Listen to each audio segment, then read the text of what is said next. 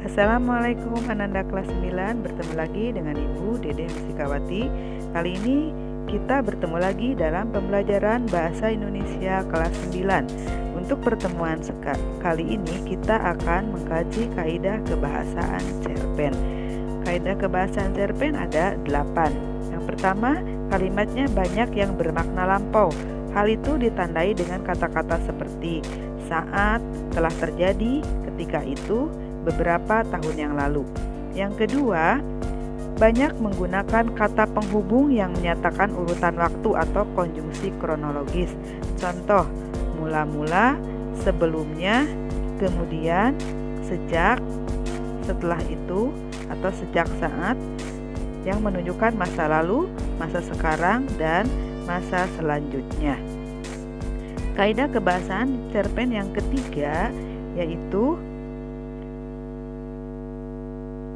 banyak menggunakan kata kerja yang menggambarkan suatu peristiwa yang terjadi. Contoh, mengobati, menghindar, menangis, menyuruh, melompat. Nah, kata-kata tersebut digunakan untuk menggambarkan suatu peristiwa yang terjadi. Nah, yang keempat yaitu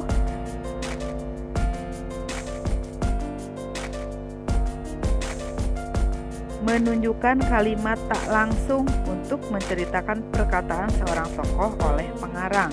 Contoh, menceritakan tentang, menuturkan, mengungkapkan, mengatakan bahwa, menyatakan. Dan kaidah kebahasaan cerpen yang kelima yaitu pikiran dan perasaan tokoh banyak digambarkan dengan menggunakan kata kerja yang menyatakan sesuatu. Contoh, berharap, mengalami, dan sebagainya. 6.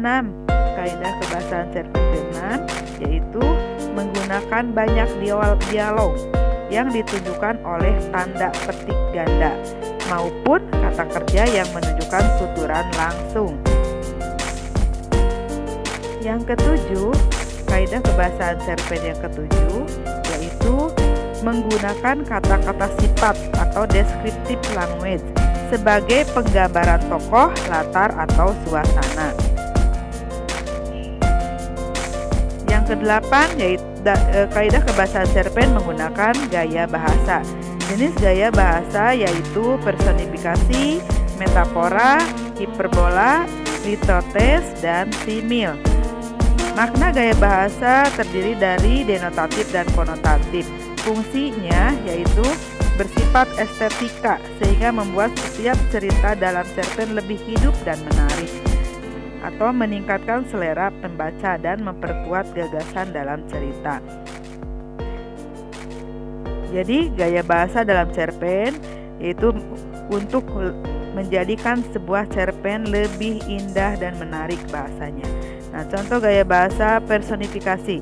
Gaya bahasa personifikasi yaitu mengungkapkan yang memakai perilaku manusia diberikan kepada sesuatu yang bukan manusia.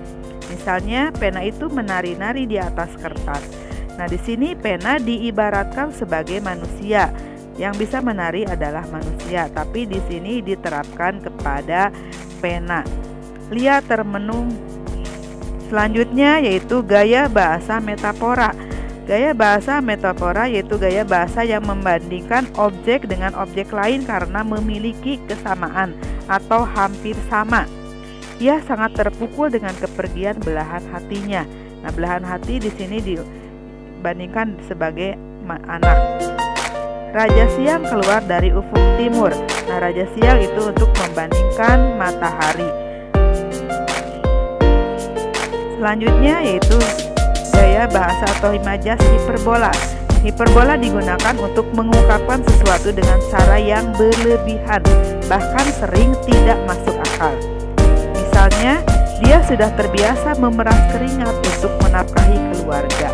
Di sini bekerja diibaratkan dengan memeras keringat.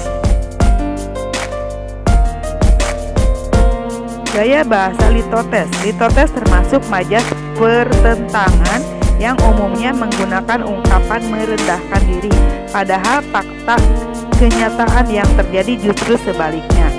Ini uang tanda terima kasih sekadar untuk mengganti ongkos pulsa, padahal uang tersebut adalah lebih atau banyak.